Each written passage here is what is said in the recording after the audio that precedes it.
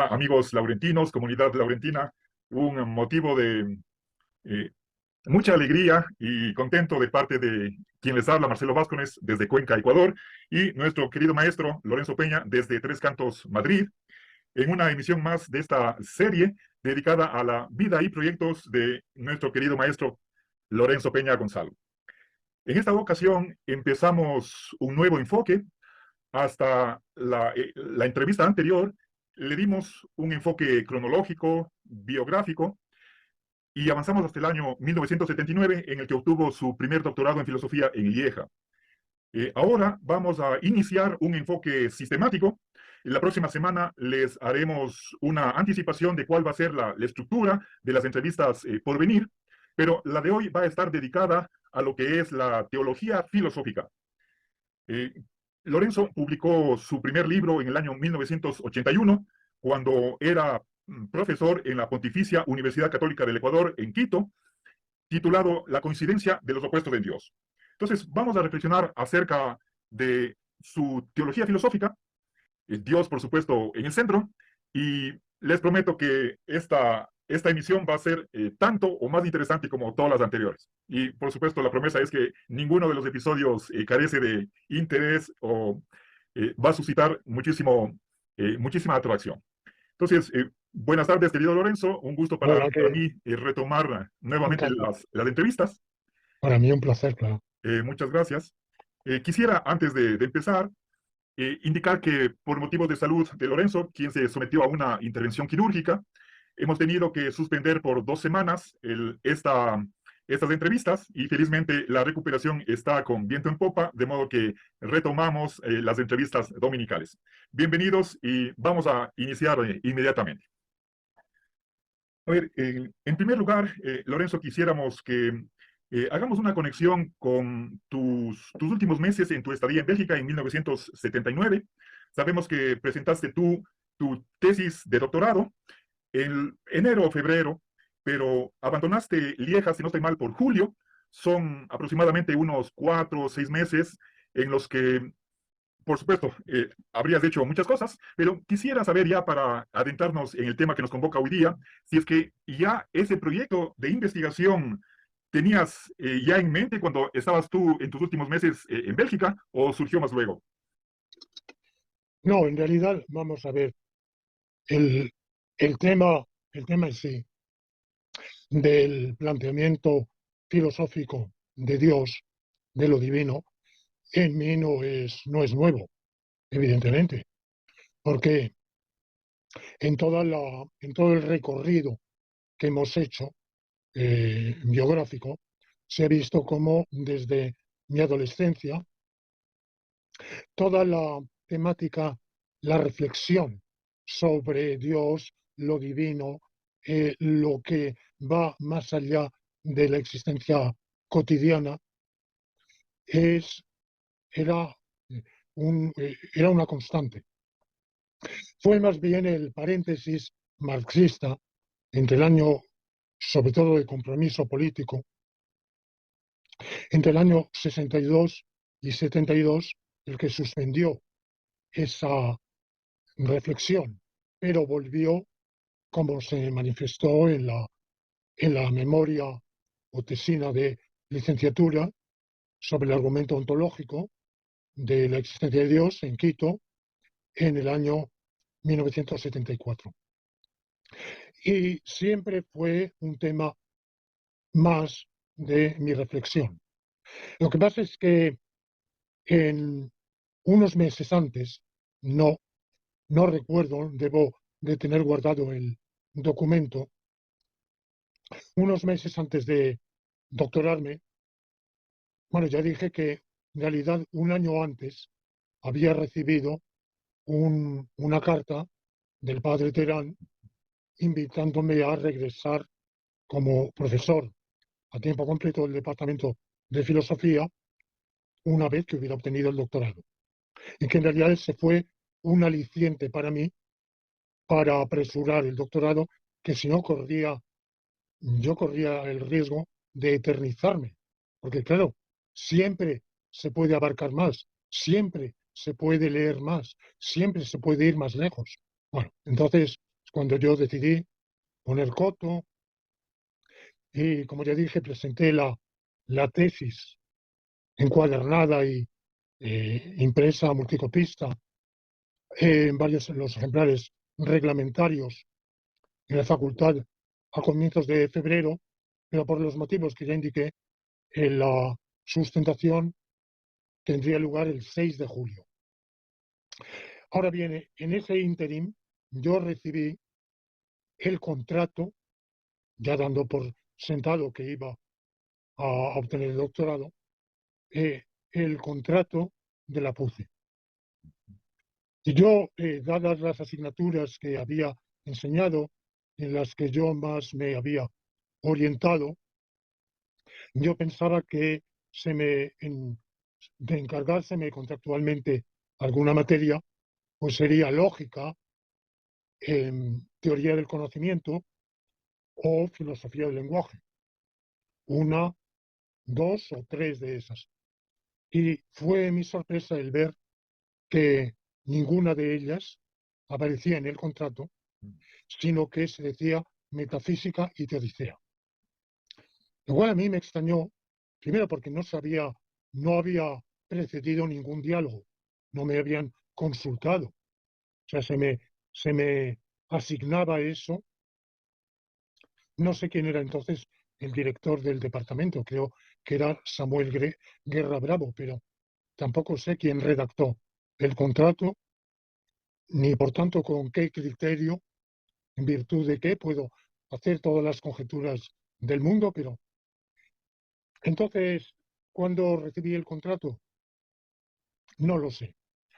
Pero desde el momento en que lo recibí, yo a la vez que, como ya conté, proseguía mis estudios, dediqué esos meses de febrero a julio a un curso monográfico de álgebra universal en el departamento de matemáticas, en el instituto, mejor dicho, de matemáticas de la universidad que impartía Jules Verne, y simultáneamente empecé a preparar mis cursos de metafísica y de teodicea. A mí ese nombre de teodicea no me gustaba, era muy limitado, y yo adopté el común en la filosofía analítica, que era teología filosófica. Entonces yo aproveché que tenía acceso a la biblioteca de Lieja, a varias, porque tenía la de la universidad, pero tenía también la biblioteca municipal en libre acceso y con préstamo, un préstamo muy generoso de 10 libros a la vez, y yo desde donde vivía no tenía más que cruzar un puente sobre el río Mosa y entrar en la biblioteca. O sea, estaba a 5 minutos caminando desde mi casa. Y yo leí muchísimo en ese periodo en que no tenía en realidad otra cosa que hacer. Y luego pasé una pequeña temporada en España en una estancia semiclandestina, porque en realidad yo todavía era un exiliado, pero aprovechando la confusión veraniega que entraban en España millones, pues yo en autocar desde Lieja hicimos un viaje mm, larguísimo hasta llegar a Madrid de dos días. Y bueno, entré y pasé una temporada con mis padres y seguí leyendo y preparando mis cursos.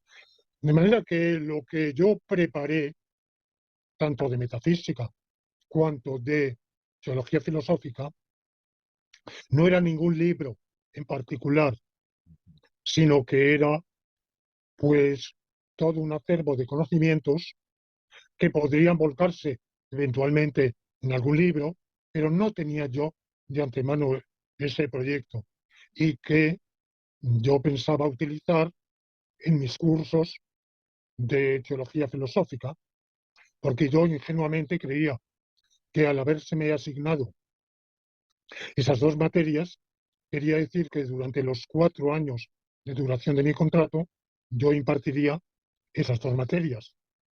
Luego me di cuenta de que la realidad era muy diferente. El departamento de filosofía en realidad lo manejaba el director del departamento y la junta del departamento que arbitrariamente decidían cada curso qué asignaturas se iban a asignar a cada uno, quisiera o no quisiera.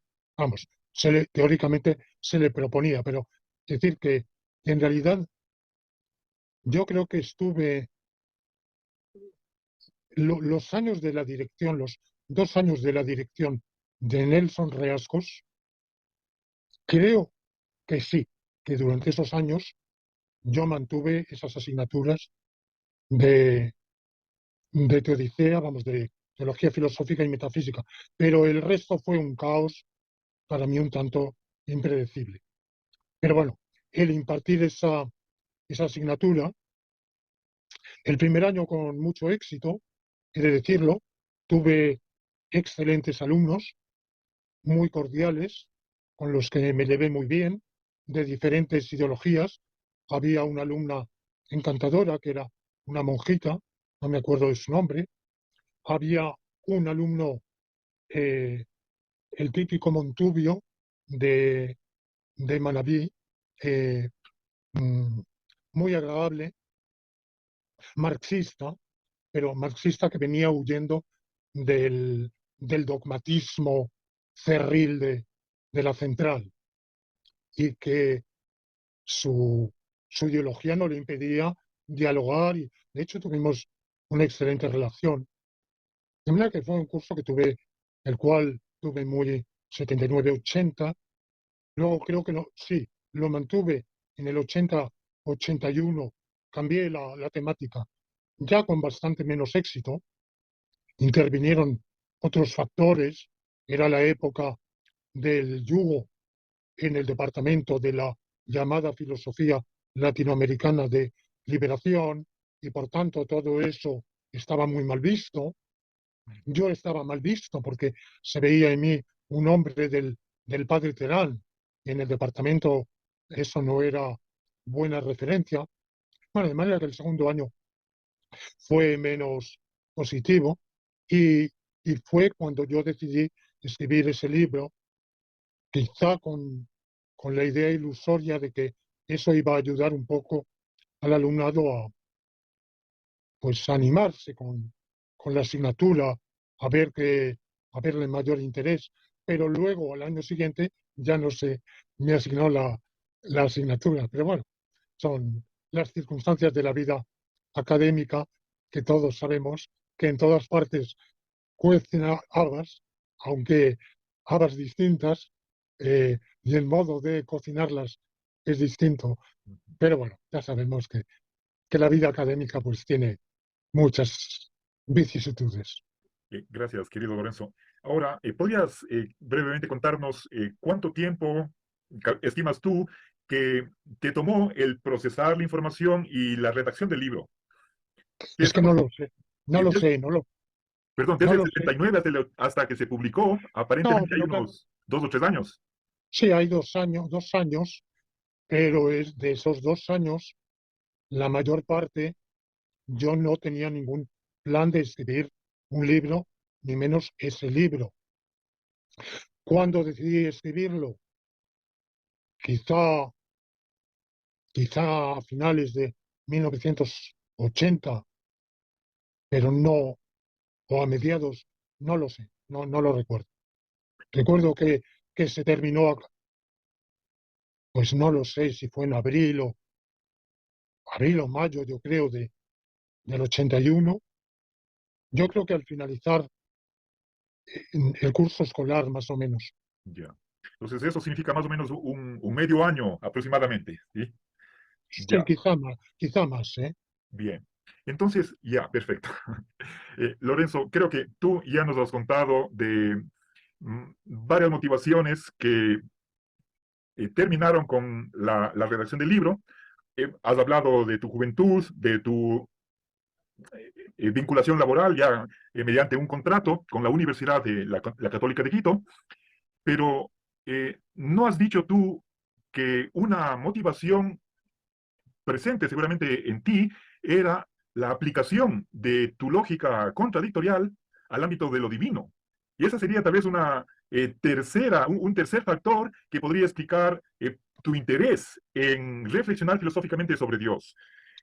¿Crees tú que podríamos nosotros añadir esa tercera causa que estaba latente y que al final te motivó para la escritura del libro? ¿O crees que no? Sí, evidentemente sí. Eso no lo he dicho porque me parece obvio. Ya vimos en el pasado episodio que al culminar mi tesis, en realidad mi tesis iba a ser algo todavía muchísimo más ambicioso, pero mi tesis era un proyecto de aplicar la lógica contradictorial a todos los grandes problemas de la filosofía. Y según mi concepción lógica o logicista de un racionalismo lógico, eso tenía que ir mediado por la elaboración de lógicas aplicadas a cada uno de los ámbitos.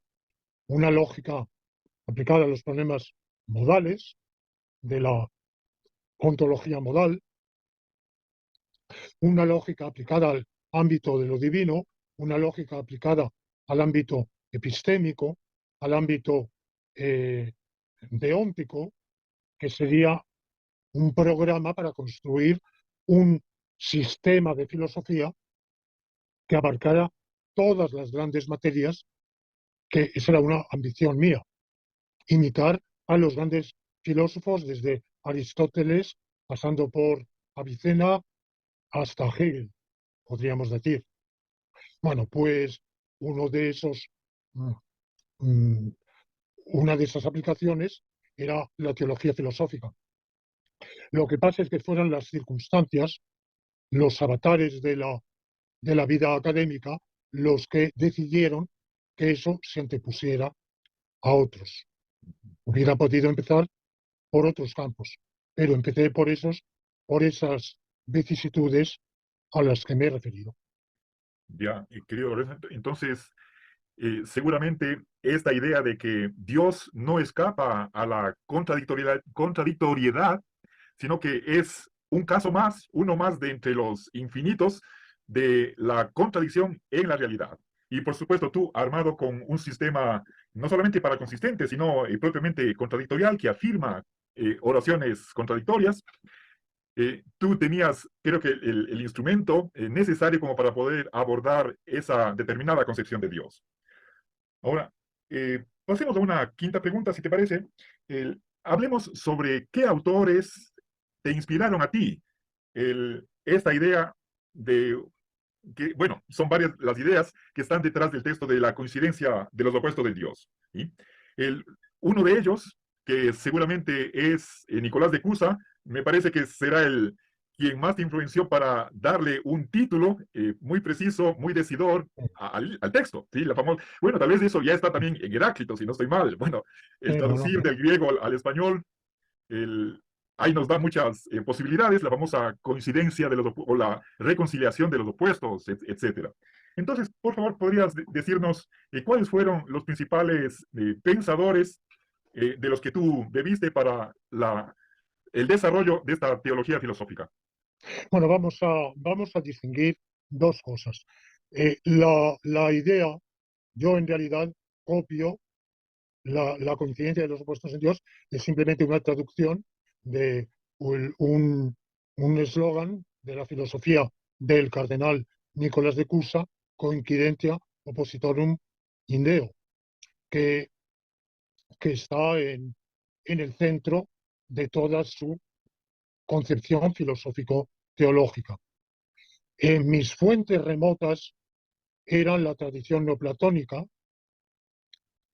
bueno, ya incluso Platón, el Platón tardío del Parménides, del sofista, podíamos remontarnos a Heráclito, evidentemente, pero principalmente la tradición neoplatónica, en la Edad Media Juan Duns Scoto, Nicolás de Cusa, quizá Giordano Bruno y Hegel. Ahora, esos son los inspiradores remotos y el libro les debe únicamente mm, una, una incitación a distancia, por decirlo así. Fueron los que me habían inculcado en el pasado esa idea de la contradictorialidad de lo divino. Ahora, yo en mi libro no hablo de ellos.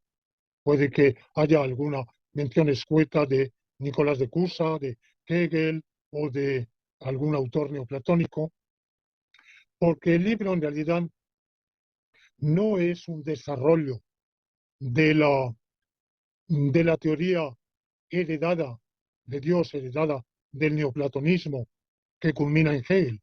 Hegel, cuya concepción de Dios ya es también bastante diferente y propia. No, es la elaboración. El libro tiene tres partes. Tiene una primera parte de fenomenología de la religión para mostrar que todas las religiones, bueno, todas, es muy presuntuoso, unas cuantas religiones conciben a Dios como contradictorio, o a los dioses o a lo divino, lo cual no les impide creer en lo divino, en absoluto.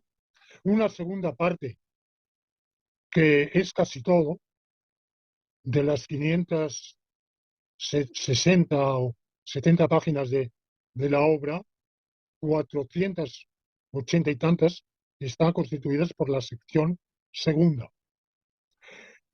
Esa sección segunda es un estudio de las paradojas de la existencia divina, tal como se han planteado en la filosofía analítica, por autores teístas o ateos o agnósticos o indiferentes, pero que han abordado las diferentes paradojas. Y esa enorme sección que abarca casi todo es una sección en la cual yo hago mención, porque también hago pequeñas digresiones sobre la filosofía tradicional, principalmente escolástica, la polémica entre las escuelas escolásticas del siglo de oro español, tomistas de Báñez contra jesuitas de Molina y Suárez. Entonces, de esa tradición, basta leer el índice, la obra está bastante bien editada, tiene al final un índice de autores citados. Lamentablemente, el índice lo, lo escribimos mi mujer y yo, y sé que es muy incompleto. Lo sé porque releyendo estos días el índice me he dado cuenta de que autores que sin duda, releyendo cuidadosamente el libro, están más citados, aparecen con un par de páginas. Y lo dudo. Pienso que, bueno, no lo hicimos en la medida de nuestra capacidad y, por supuesto, con bastante prisa. De esa tradición yo registro como muy citados San Agustín, Báñez, Duns Scoto, Leibniz, San Pedro Damián, Spinoza y, sobre todo, Santo Tomás de Aquino y Suárez. Ahora, de los modernos, los autores más citados, no forzosamente porque sean teístas, porque, como digo, discuten paradojas de la idea de Dios o de los atributos divinos. Entonces, yo he anotado aquí algunos que me han parecido los más citados: Anthony Flew, Peter Gage, John Hick, Joshua Hoffman, George Mavrodes, Edward Camara, K.H. Amara, Alvin Plantinga, cuya importancia no queda del todo reflejada, porque es quizá el autor más importante en teología filosófica. Yo lo cito, pero no lo cito quizá tanto como otros. Richard Swinburne, el segundo gran teísta de la filosofía analítica, al cual cito bastante más que a Plantinga. David Lewis, que no es teísta, pero que es el fundador del realismo modal. Discuto mucho con David Lewis. Quine, que tampoco tiene nada que ver con el teísmo, pero que es para mí el gran inspirador dentro de la filosofía analítica. Robert Merrithew Adams, que es más bien un especialista en Leibniz, pero que también ha hecho una serie de trabajos y libros de teología filosófica, y finalmente William Alston y Charles Hartshorne. Charles Hartshorne es un autor que, que, mm, que es también de los más importantes en la teología, en la teología filosófica. Y quizá debería agregar a un autor al que cito algo, pero insuficientemente, que es Harry Gordon Frankfurt. Lo cito de pasada. Es el decano de la filosofía. Nació el 29 de mayo del año 1929, o sea, que tiene en este momento, eh, va a cumplir 93 años, si no 94. Y es un autor con el cual yo coincido en la concepción de la libre voluntariedad. Lo que yo nunca he logrado saber es si yo desarrollé esa concepción de manera totalmente independiente o si yo había leído algo de, de este autor en Mind o en alguna de las revistas filosóficas que yo leía asiduamente durante mi doctorado en Lieja, que me había quedado en el subconsciente y luego yo desarrollé. Desde luego yo no copié, no, no.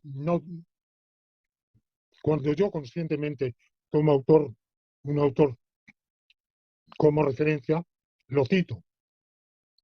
Lo cito porque me parece que originalidad me sobra e incluso si cuando la puedo ocultar un poco o atenuar o, en fin, eclipsar, pues lo hago. Es decir, que cuando puedo citar precedentes, aunque a veces un poquillo forzados, pues lo hago. Que no necesito para nada presumir de novedad, ya tengo quizá en exceso. Pero, bueno, lo que yo citaba de este autor era algo, un artículo sobre una paradoja de la omnipotencia. De manera que estos son los autores que yo cito más, pero hay muchísimos otros que han, ocasionales, que han, pues que han escrito algo que tenga que ver con las paradojas, como digo, de la idea de Dios en su conjunto o de algún atributo.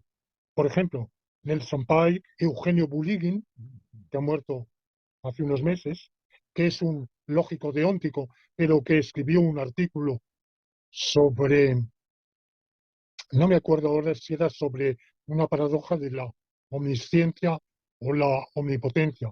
John Mackey, Héctor Neri Castañeda, Roderick Chisholm, Paul Helm, John Hoster, Anthony Kenny, Saul Kripke, Kai Nielsen, que era un marxista o neomarxiano canadiense, pero que también se ocupó de discutir estos temas, Nelson Pike, Robert Parcheter, Reiser, Nicolás Reiser, Robert Stalnaker y Douglas Walton. Todos esos autores que yo cito, los cito por haberlos leído. A ninguno lo cito de referencia indirecta. La cantidad de material que yo devoré para, para digerir y para redactar aquella obra fue muy considerable.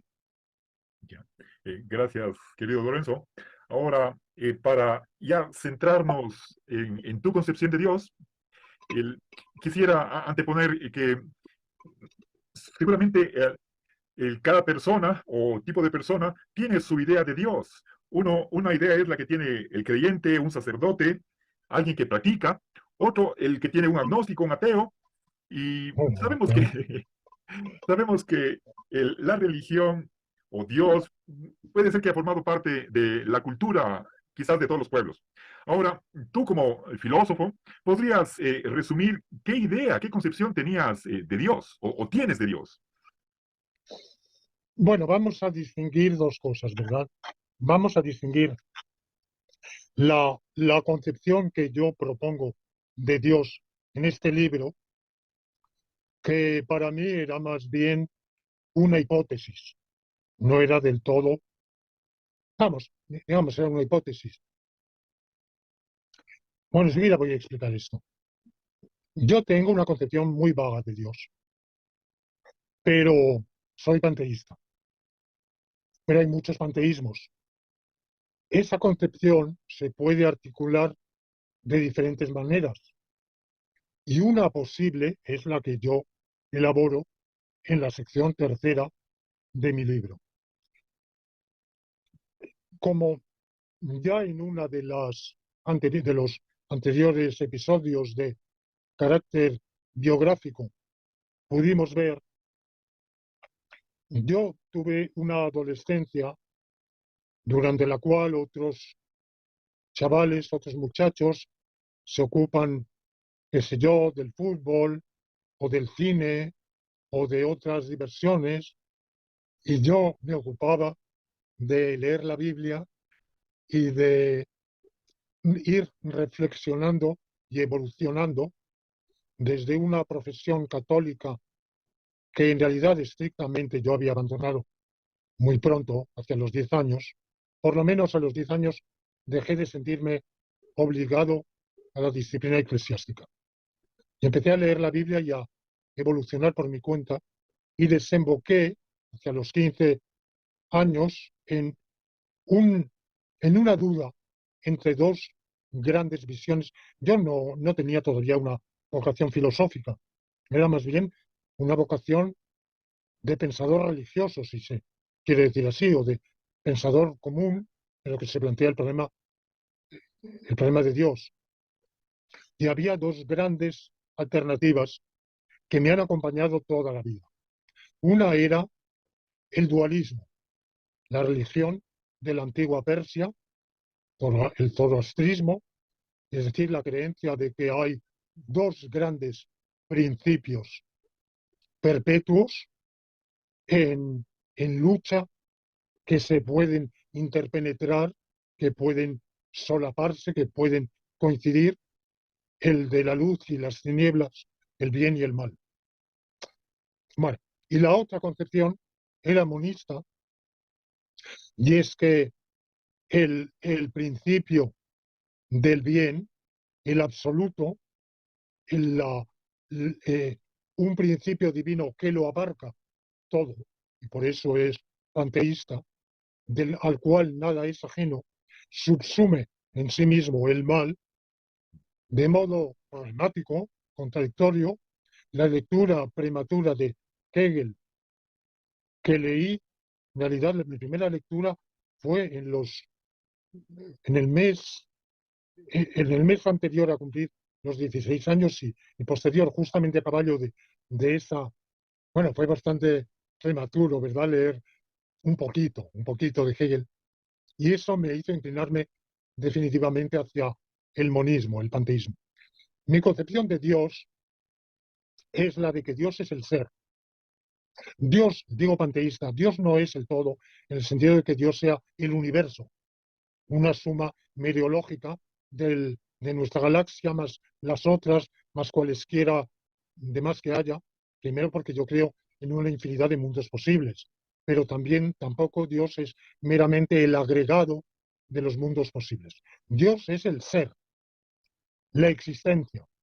En realidad es la misma concepción de Santo Tomás de Aquino, para quien Dios es Deus est esse ipsum subsistens.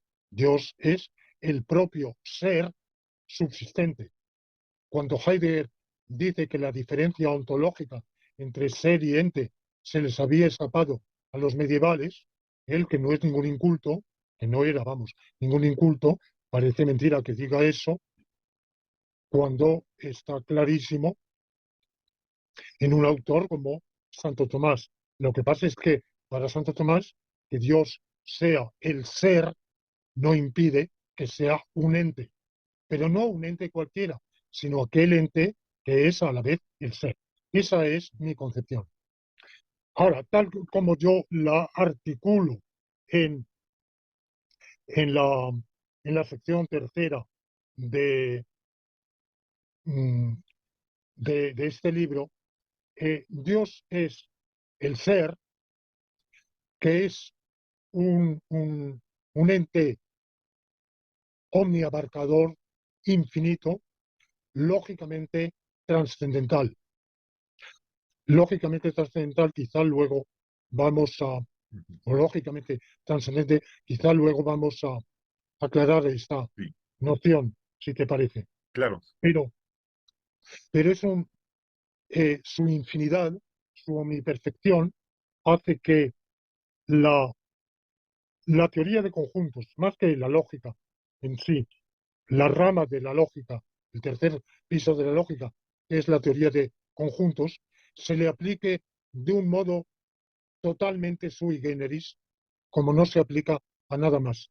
Y eso es lo que permite ir abordando todas las paradojas y finalmente sostener que Dios puede poseer infinitas propiedades contradictorias entre sí, porque en virtud justamente de su infinidad.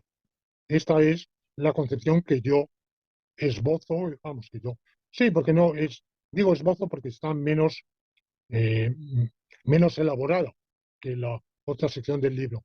Pero esto es lo que yo propongo, y yo lo proponía entonces también, quizá ilusoriamente, porque yo quizá todavía era demasiado joven cuando escribí esa obra, y yo esperaba que también el creyente pudiera asumir esa concepción o por lo menos tomarla como, como punto de elaboración, pero no he tenido éxito en eso, pues evidentemente que yo sepa, ningún teólogo, ningún religioso podrán haber visto con una mirada indulgente, benévola, mi obra, pero, pero no creo que ninguno haya decidido seguir ese camino para nada, ¿verdad?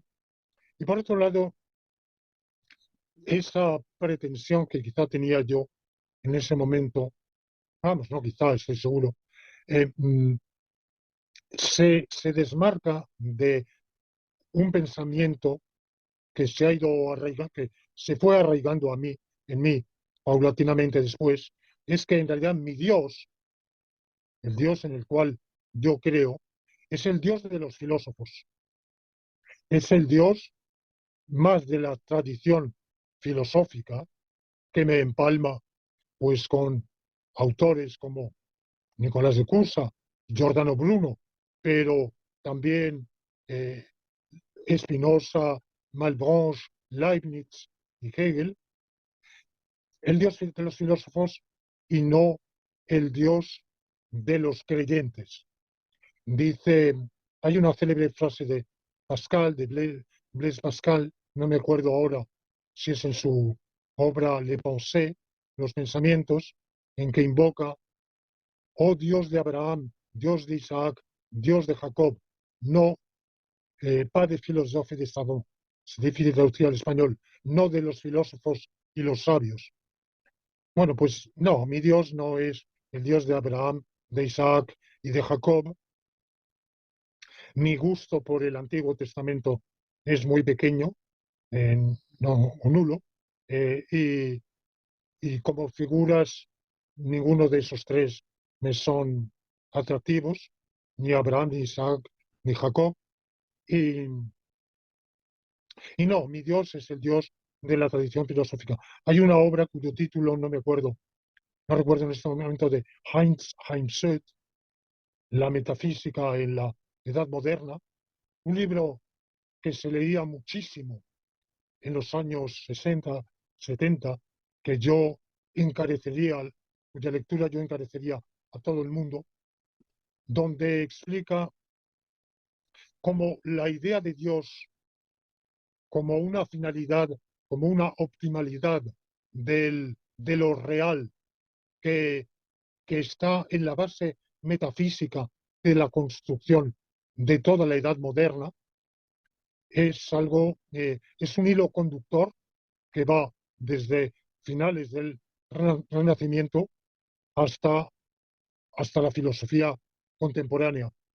Y bueno, pues yo me inscribo en esa tradición y por tanto, entre San Agustín y Spinoza, yo estoy más cerca de Spinoza, Ujú. evidentemente. Ya, Esta perfecto. es mi concepción de Dios. Ya. Gracias, querido Lorenzo. A ver, normalmente cuando uno abre un texto de teología filosófica, se topa con los famosos atributos como infinito, absoluto, omnisciente, todopoderoso, el sumo bien, creador, providente, eterno, etcétera. Y tú, obviamente, examinas cada uno de esos atributos, discutes si que hay ahí realmente una paradoja o en la conjunción de dos o más de esos atributos. Y al final, como tú has dicho en la tercera parte, hablas de la perantiomaticidad de Dios o de lo divino. Esta, este atributo no lo he visto en ninguno de los otros libros y No. seguramente es parte de tu originalidad. Entonces, ¿podrías, por favor, por una parte, explicar qué es lo que pretendes tú vehicular a través de esta propiedad de la perantiomaticidad? Y por otra parte, ¿cómo captas su significado a través del instrumental lógico? Bueno, la perantiomaticidad es un neologismo que yo he acuñado a partir del griego peri, que tiene varios sentidos. Uno de ellos es allende, más allá de, y antiomaticidad, que evidentemente pues, bueno, es un neologismo también, pero fácilmente comprensible, que viene de antioma, es decir, oposición. Eh, mm, la idea me venía de Nicolás de Cusa, quien dice que Dios no solo encarna la coincidencia de los opuestos, sino que está más allá de la coincidencia de los opuestos. Esto lo expondré, lo desarrollaré en un artículo en francés unos cuantos años después, bastantes, que se llamará Allende au-delà de la coincidencia de los opuestos, más allá de la coincidencia de los opuestos. Bueno, lo que el instrumental lógico que yo utilizo es una teoría de conjuntos. Vamos a ver, la teoría de conjuntos moderna, claro, se le pueden atribuir varios padres. No sé si algunos dirán Bull o Peano o Cantor. Yo creo que posiblemente Cantor es el fundador, pero también Frege. ¿Hasta qué punto Frege se lo debe a Cantor o Cantor a Frege? No lo sé, eso lo, lo desconozco.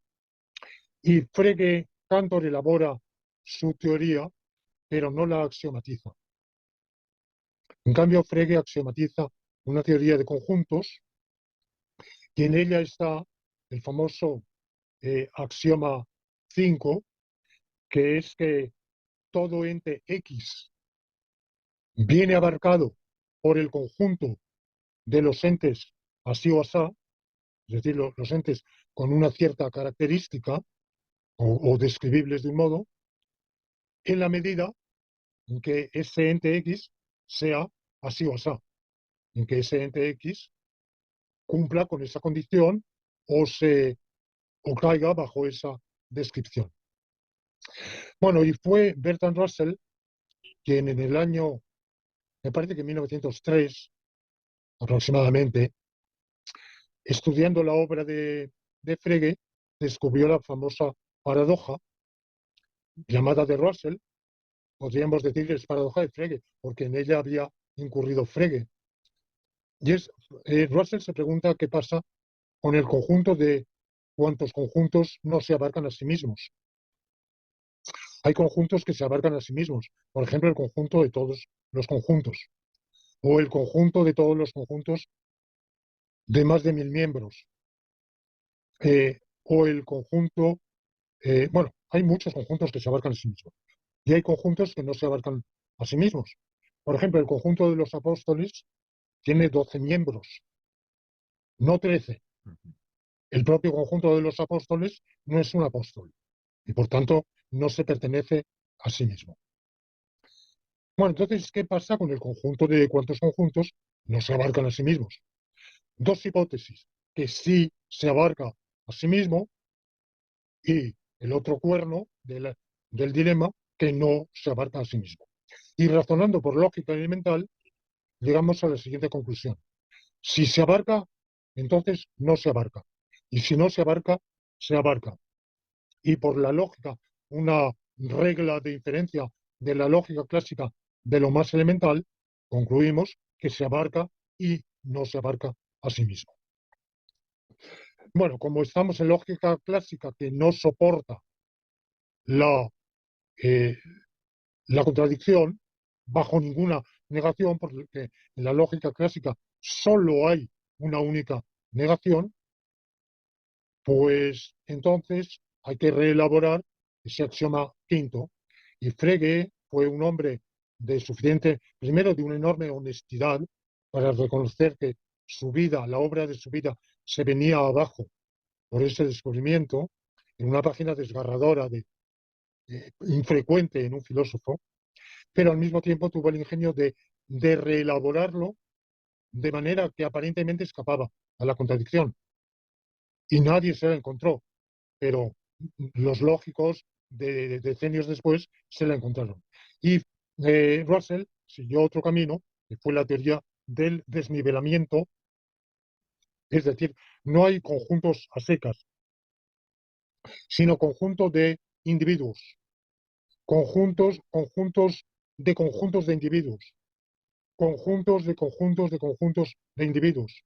Y preguntar si un conjunto se pertenece a sí mismo carece de sentido, porque en realidad la palabra conjunto, aunque usamos en nuestro idioma, en el habla vulgar, esa palabra conjunto, pero habría que decir conjunto sub 1, C sub 1, C sub 2, C sub 3, y bueno, la cosa es todavía muchísimo más complicada.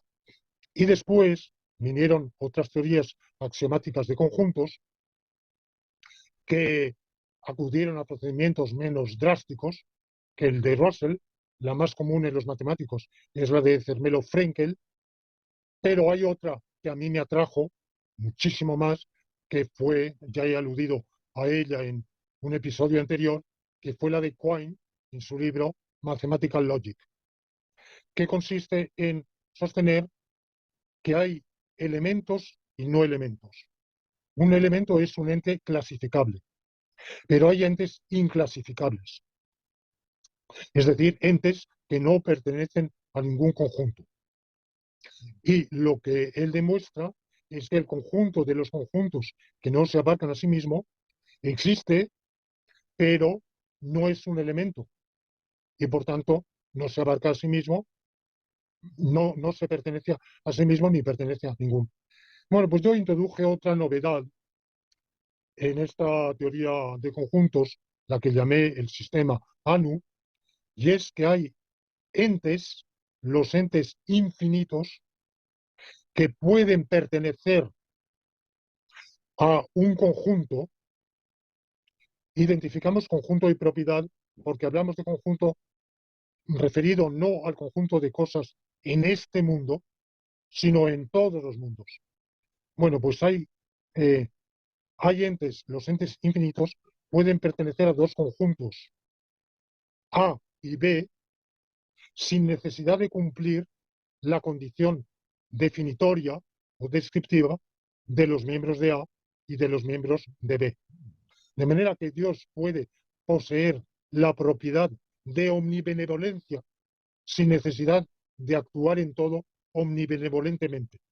Puede poseer la propiedad o el conjunto de la omnipotencia sin necesidad de poderlo todo, que era una noción esa de poderlo todo, como había estudiado en un capítulo anterior, el capítulo quinto de la sección segunda, que estaba enzarzado en una serie de paradojas. Bueno, esta es, en, a grandes rasgos, eh, mm, la, la concepción. Dios es omnibenevolente, Dios es perfecto, eterno, pero lo es a su modo, en cierto modo. Claro, lo cual paradójicamente me acerca a la analogía, que es uno de los blancos de mi ataque en este libro, porque los escolásticos resuelven en parte, o, bueno, uno de los recursos que utilizan para abordar las paradojas de la teología filosófica, es decir, que Dios, eh, los atributos o cualidades que nosotros le atribuimos a Dios, se las atribuimos en un sentido que no es absolutamente divorciado del sentido en que lo atribuimos a seres de la creación. Cuando decimos que Dios es bueno, no le atribuimos un algo que no tenga nada que ver. Por ejemplo, gata, la palabra gata en el español ecuatoriano tiene dos sentidos. Uno, el de la hembra de ese bellísimo animal felino, y otro, el de un aparato, un instrumento que se utiliza accesoriamente en mecánica para levantar, para levantar ciertos cuerpos metálicos. En España se usa el masculino, se usa gato en vez de gata. Bueno, da igual. Son eh, dos acepciones de la palabra que no tienen absolutamente nada que ver.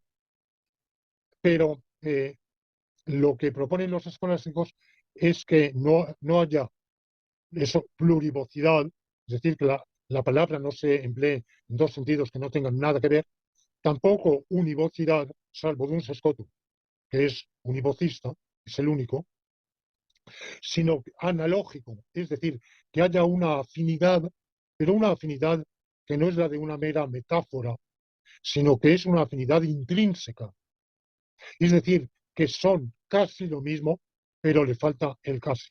Bueno, yo critico la analogía, es uno de los blancos de mi ataque, porque los escolásticos yo los trato con muchísimo respeto y cariño, pero no dejo de lanzarles dos dardos. Un dardo va contra la analogía y el otro va contra los en cuantos, que me parece un artilugio. Es decir, bueno, Dios es omnipotente en cuanto a esto. Bueno, el argumento principal contra ambos artilugios es que son informalizables, mientras que mi tratamiento es lógicamente formalizable. Y como yo soy un racionalista logicista, que creo en una filosofía racionalista, pero además una filosofía lógicamente expresable, lógicamente formalizable, porque, por ejemplo, Hegel era un racionalista, que duda cabe, pero aunque se lo ha llamado panlogista, él consideraba que la filosofía no es, ni debe ser, ni tiene por qué ser formalizable, porque la formalización pertenece a una ciencia inferior, de rango inferior, que es la matemática. Y así como Leibniz había querido formalizar lógicamente la filosofía, eso Hegel lo consideraba un prejuicio de la vieja metafísica. Bueno, pues yo soy en eso más leibniziano que hegeliano, creo en la formalizabilidad lógica y por tanto propongo una solución que ciertamente en algún sentido podemos decir es como viene a ser como una analogía, pero lógicamente formalizable. Bueno, pues ese es el recurso, claro, para entenderlo mejor, pues nada valdría el papel y lápiz o tener aquí un gráfico, pero creo que el esbozo que he dado permite hacerse una idea aproximada de cómo articulo yo esa solución. Y muchas gracias, Lorenzo. Avancemos a otra pregunta. Hay un fenomenólogo de la religión, Rudolf Otto, en uno de cuyos libros que versa sobre lo sagrado, él dice que un rasgo común de muchas religiones practicadas por pueblos es el de una específica contradicción y que Dios o lo divino sería a la vez, por una parte, lo tremendo y por otra parte, lo fascinante. Obviamente, eso no es solamente, me parece, un par de opuestos que podríamos encontrar en el mundo, sino que son dos extremos que están exacerbados, polarizados en sumo grado. Ahora, quisiera, a partir de lo que nos cuenta Otto, que nos digas tú, ¿cuál sería, en tu opinión personal, la contradicción más sobresaliente que podemos encontrar en Dios o lo divino? Si yo no recuerdo mal, porque claro, yo leí a Otto precisamente durante mi estancia en Bélgica, lo cual hace ya tantos decenios que yo no, pero yo creo que Otto lo dice de todas las religiones, hasta donde yo recuerdo, ¿eh? Es decir, que él ve justamente en esa polaridad entre veneración, mm, em, incluso a Dios como lo terrible, como como lo tremendo, y como al mismo tiempo lo venerable. Pero yo pienso que hay en diversos idiomas vocablos que justamente tienen esa, esa doble vertiente de lo que nos fascina. Es como el vértigo. Digamos, Dios es vertiginoso. Donde sentimos vértigo, nos sentimos atraídos. Quien siente vértigo y no puede mirar la calle desde un colega mío muy apreciado, desde un octavo, noveno piso, no puede mirar a la calle, le da vértigo. Bueno, el vértigo es atractivo y repelente. Y, mm, bueno, pues efectivamente es posiblemente un rasgo muy común en las religiones, pero como ya he dicho, mi Dios es el Dios de los filósofos. Y el Dios de los filósofos es el Dios de la perfección. Y el Dios de la perfección, que es el Dios de los panteístas, el, el Dios de Giordano Bruno, de Spinoza, de Hegel, de Krause, aunque Krause, que es el inspirador de toda la escuela curiosa del krausismo español y argentino del siglo XIX, que tomaron como referencia a un filósofo alemán de tercera o cuarta fila, curiosamente, pero Krause, para no asustar con esa palabra de panteísmo, define su doctrina como panenteísmo. Todo está en Dios. En realidad es una frase de San Pablo en una de sus epístolas. En Él somos, vivimos y nos movemos, algo así. Bueno, pues la gran paradoja o contradicción de lo perfecto, de la perfección subsistente, es que una de dos, o abarca lo imperfecto o no lo abarca, lo subsume o no lo subsume.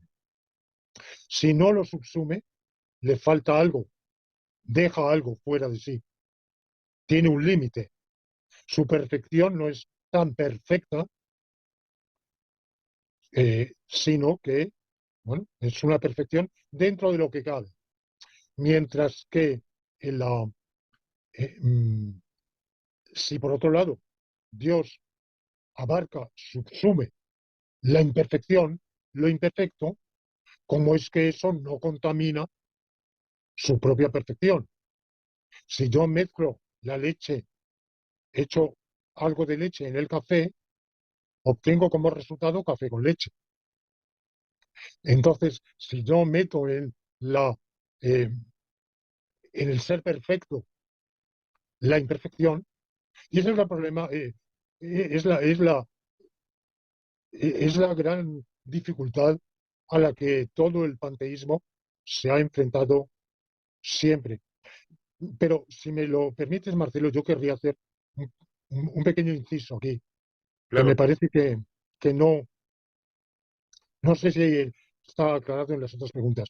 Muchos me han dicho, bueno, usted dice que es panteísta y y cree en Dios porque cree en el ser, pero ¿qué diferencia hay entre ser panteísta y ser ateo? ¿En qué se diferencia su panteísmo del ateísmo? Yo, que soy ateo, no creo en... Bueno, pues justamente, yo creo que el ateo no cree en el ser. Podrá creer en el universo, si es que cree, como, como la masa o suma o agregado o yuxtaposición, o podrá creer que hay diversos universos, o podrá, como David Lewis, creer que hay una infinidad de mundos posibles. Pero Lewis no se plantea, hasta donde yo recuerdo, el problema de si hay un algo que abarque a todos esos mundos posibles.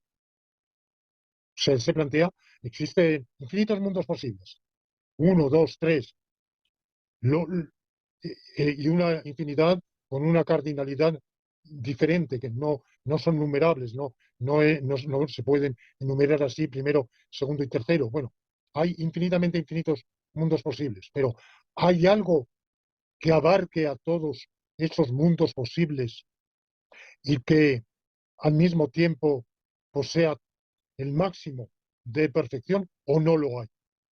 Bueno, pues yo creo que esa diferencia es significativa. El panteísta no cree, el ateo cree que, ¿por qué está eso ahí? Ah, pues porque está. ¿Por qué existe este mundo? Pues porque existe. Porque, porque la, em, ¿por qué ha sucedido la evolución de las especies, por ejemplo? Este es un tema muy...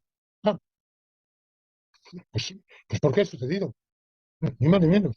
No hay por qué. En cambio, el panteísta concibe que la realidad, toda ella en su conjunto, es una perfección y por tanto que dentro de ella todo tiene su porqué. Creo que estas son las diferencias significativas entre el panteísmo y el ateísmo. Aunque yo reconozco que, claro, el panteísmo tampoco refleja la creencia en Dios del creyente, por lo menos del creyente normal.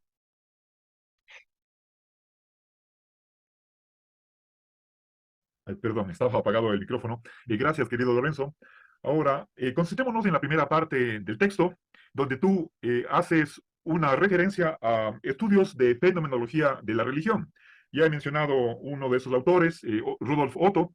También están, si no recuerdo mal, Mircea Eliade. Pero tú, en ninguna otra de tus producciones, haces fenomenología, ni siquiera de segunda mano. Entonces, es algo un tanto insólito el ver que en tu obra filosófica das un espacio para la fenomenología. ¿Podrías tú hacer un comentario acerca de esta introducción de tu texto? Bueno, la verdad es que sí, es algo completamente atípico en mi trayectoria filosófica, porque incluso la historia de las religiones, bueno, ha podido interesarme como curiosidad, como tantísimas otras cosas, a título del ego de ignorante, pero que tiene una curiosidad insaciable, pues yo he podido leer de ese tema y de miles de otros temas. Lo que pasa es que cuando yo me empecé a preparar estos apuntes para mi curso de teología filosófica en Quito, pues un poco por casualidad, sí, quizá un poco por circunstancias, aunque la casualidad no existe, ya sabemos que es aparente, pero bueno, aparentemente por casualidad me topé en la biblioteca, allí en Lieja, con una serie de obras.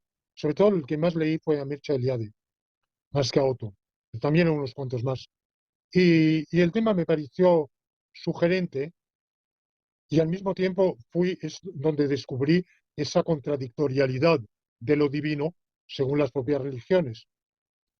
Entonces, a la hora de escribir el libro, me pareció que era un modo, quizá un poco de reclamo, un poco de publicidad, de enganchar al lector, a quien quizá los temas demasiado, la filosofía analítica entonces en Quito, nadie en absoluto la practicaba ni se interesaba por ella. Y es un poco, no es que sea difícil, pero hay que meterse en ella. Hay que meterse en ella y hay que meterse en lo abstracto. Y, pensaba yo que quizá como una vía de aproximación, de atractivo para el lector, para mis propios alumnos, pues ese tipo de entrada, de introito, podría ser atractivo. Y, y bueno, pues eso. Y luego que finalmente, de algún modo, la solución final que yo propongo, en cierto sentido, pues venía a ser una recuperación de esa contradictorialidad que de manera no teóricamente elaborada, de manera no sistemática, de manera ingenua, está expresada en muchas religiones quizá en todas ellas. Sí, querido Lorenzo, creo que esa primera parte del texto realmente cautiva y suscita el interés, la motivación para continuar leyendo lo que viene después. Es decir, antes de hacer filosofía, veamos qué es lo que está presente en el pueblo, en los creyentes de la historia humana. Ahora, regresemos un poco a la cuestión de tu panteísmo. Ya te has adelantado un tanto a lo que te iba a preguntar en este momento. Quisiera, por favor, que tú nos resumas eh, cómo llegaste tú a abrazar esta posición panteísta. Si es que todavía no lo ha contestado o tal vez una especie de capsulita para responder a esta pregunta. Bueno, en esencia sí, ya he contestado, pero lo que no he dicho es por qué la evolución mental de un muchacho de entre 11 y 15, 16 años lo lleva de, de la idea de Dios que le había inculcado en el catecismo, que yo aprendí, el catecismo de entonces, que seguramente no es el de ahora, que es Dios, es un Señor infinitamente bueno, sabio, justo y todopoderoso, principio y fin de todas las cosas, que premia a los buenos y castiga a los malos. Esta era la definición que teníamos que aprender cuando yo tenía 7, 8 años, y yo la aprendí sin entender nada, porque, claro, a los 7, 8 años, pues bueno, mm, pero como a partir de ahí fui pensando, bueno, yo después leí mucho más, me atrajo mucho más el Evangelio que el Antiguo Testamento. En el Evangelio hay una idea de Dios como amor, como bondad, eh, para no hablar ya del Evangelio de San Juan. En el principio era el verbo o el logos, y el verbo estaba en Dios, y el verbo era Dios o el logos, logos, la razón. Y a medida que yo fui desechando el Dios del Antiguo Testamento porque, porque distaba de ser un Señor infinitamente bueno, sabio, justo, quizá era todopoderoso, eh, pero no estaba claro que premiara a los buenos ni castigara siempre a los malos, a una idea más evangélica, pero de un evangelismo muy racionalizado, muy elaborado, y luego, bueno, finalmente yo creo que fue quizá la lectura de Hegel prematura lo que acabó de convencerme de que Dios trascendía, trascendía todo ese tipo de descripción. Dios era una, una perfección omniabarcadora. Podríamos también hablar de alguna otra lectura circunstancial de aquella época, como Las ruinas de Palmira, de Volney, por ejemplo, una obra hoy olvidada, pero que a finales del siglo XVIII tuvo una influencia gigantesca y en generaciones posteriores, y alguna otra obra que hoy no tiene pertinencia, pero digamos que en mí el siglo XIX fue siempre un siglo muy atractivo. En muchas cosas yo era más un joven más adicto a las ideas del siglo XIX que incluso a las de mi época, no en todo. Y el panteísmo, como es bien sabido, fue en todo el siglo XIX, pues que en España tuvo una enorme influencia. Bajo esa modalidad o ese disfraz del panenteísmo krausista, y yo algo leí sobre el krausismo español, bueno, digamos, esa es un poco la génesis. Pero luego pues está la propia reflexión de que Dios, como ser perfecto, no puede ser el Dios de Abraham, Isaac y Jacob, ni nada similar. Perfecto, muchas gracias, Lorenzo. Y ya, estando cerca ya de finalizar esta entrevista, nos queda dos preguntas. Vamos a la penúltima. ¿Podrías sintetizar cuáles son los principales aportes que con los que tú contribuyes al desarrollo de la teología filosófica y están presentes en este texto? Bueno, pues los aportes son dos. primer aporte está difundido a lo largo de toda la sección segunda, y es que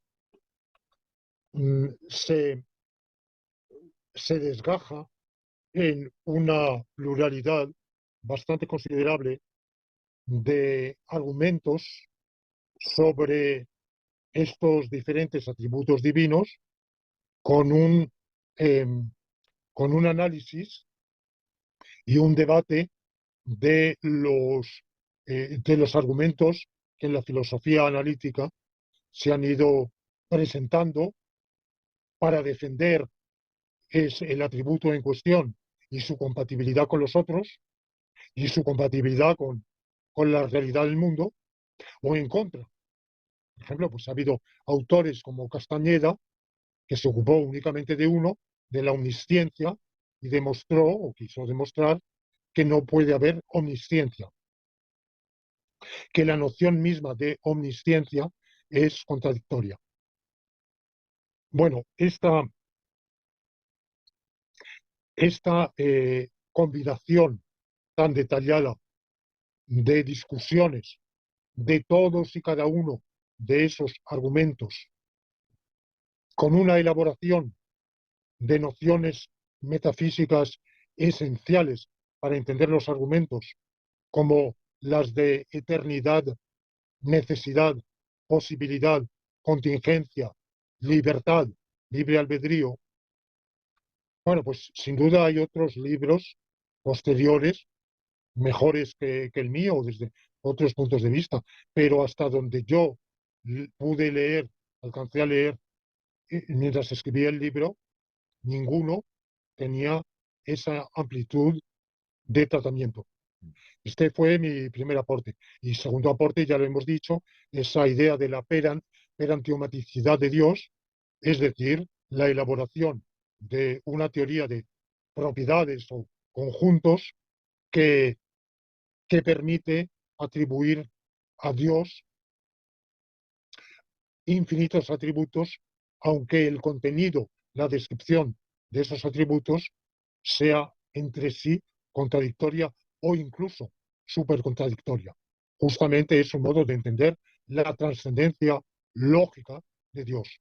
Dios como un ser lógicamente trascendente, pero lógicamente trascendente no en el sentido de una cierta tradición del inefabilismo, que viene también de una parte de la tradición neoplatónica, de los místicos, del maestro Eckhart, que es el mayor, uno de los mayores místicos de la Baja Edad Media, de Jacob Böhme, del Corpus Dionisianum, del pseudo Dionisio Areopagita, pero que también hasta cierto punto está presente en el propio Santo Tomás, en San Agustín, y es que de Dios sabemos más lo que no es que lo que es, que Dios estrictamente es inefable, que no es todo lo que digamos de Él, porque Dios transciende nuestra lógica, nuestro lenguaje. Bueno, pues yo le atribuyo una trascendencia lógica, pero, pero sin inefabilismo, sin misticismo. eh, no es esa teología negativa, apofática, como se la ha llamado, con un término culto, sino que es una teoría más optimista de la capacidad cognoscitiva de nuestro conocimiento. Ya, gracias, querido Lorenzo. Una última pregunta. Normalmente en los textos de filosofía teológica, o teología filosófica más bien, suele haber dos preocupaciones principales. Eh, por una, el propio concepto o naturaleza divina, es decir, qué atributos tiene ese ser, esa entidad que es a quien llamamos Dios. Y por otra parte, una vez que ya tenemos la definición de Dios, discutamos la cuestión de si existe o no algo que tenga esos atributos en conjunto. Me parece que el grueso de tu libro está dedicado a la cuestión de la naturaleza de Dios, el conjunto de sus atributos, pero posiblemente no hay un examen, por lo menos tan detallado, desarrollado, por lo que respecta a la existencia de Dios. Hay argumentos ateos, argumentos teístas, y a primera vista parecería que no hay un argumento a favor de la existencia de Dios. O tal vez simplemente hay un esfuerzo por tratar de reivindicar la existencia de Dios frente a las paradojas a las que tú te has referido anteriormente. Entonces, quisiera que nos indique si realmente hay o no una demostración de la existencia de Dios en tu texto de la coincidencia de los opuestos de Dios. No, no, para nada, no es el tema del libro, no es ese. Más bien es una discusión de los argumentos a favor de la inexistencia de Dios. Es decir, que, porque por otro lado eso tiene que ver también con que en ese momento, en teoría del conocimiento, eh, la, eh, una cierta tradición exigía no partir de ninguna afirmación, de ninguna creencia, a menos que fuera evidente. Es lo que se llama el fundacionalismo. Hay que partir de evidencias últimas. Y frente a ese enfoque hay otra corriente coherentista en el cual se sostiene que nuestro conocimiento es defendible aunque no se base en ninguna evidencia última. Hay muchas variantes de esto. Yo digo coherentista, un autor importantísimo de los máximos filósofos analíticos, Alvin Plantinga, ha defendido la creencia en Dios como una creencia básica. Quiere decir que no es una creencia gratuita, pero que, pero que tampoco es demostrable, o por lo menos no sé, bueno, él piensa que sí es demostrable porque defiende una variedad del argumento ontológico, una variedad modal, pero, pero considera que independientemente de esa demostración, es perfectamente legítimo partir de esa creencia y someterla al desafío, a a la prueba de fuego de las objeciones.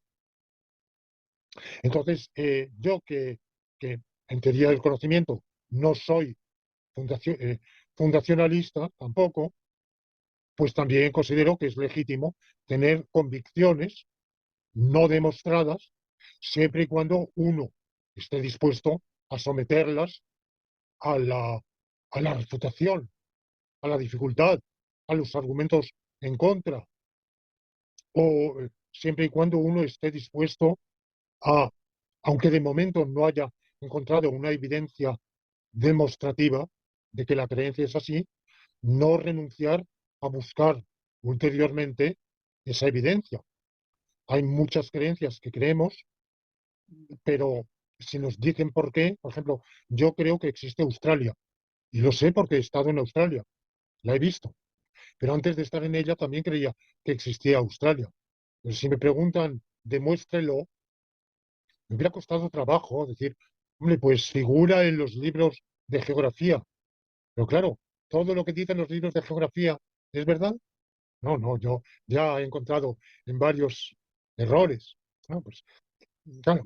Ahora, yo al creer en la existencia de Australia, como creo en la existencia de Groenlandia, que nunca he visto, eh, pues no renuncio a obtener, aunque no es prioritario para mí, desde luego, demostrar la existencia de Groenlandia, pero lo creo con una creencia que no es ciega, porque primero, si alguien me ofrece argumentos en contra, pues yo estoy dispuesto a discutirlos.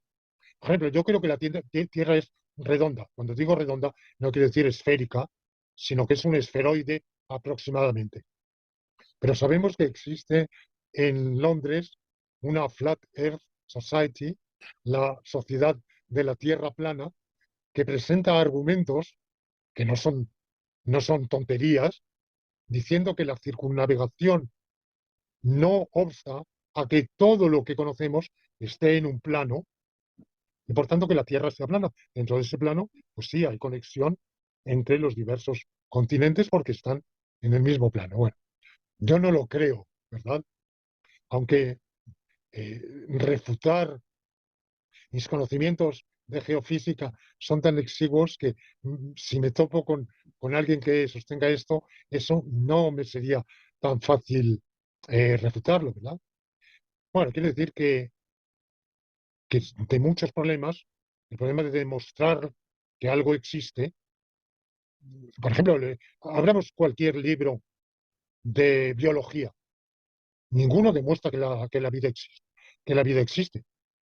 No conozco ningún libro de biología que empiece demostrando que existe la vida, ni de, ni de geografía universal que empiece demostrando que existe el planeta Tierra. Entonces, lo cual no obsta para que sea interesante el tema de demostrar la existencia del planeta Tierra. Alguien puede decir, bueno, se puede demostrar por observación. Mire usted y ve el planeta Tierra. Si eso es un argumento suficiente o no, porque podríamos ser cerebros en probeta según la célebre hipótesis de Hilary Putnam, o estar engañados por el genio maligno de, de Descartes.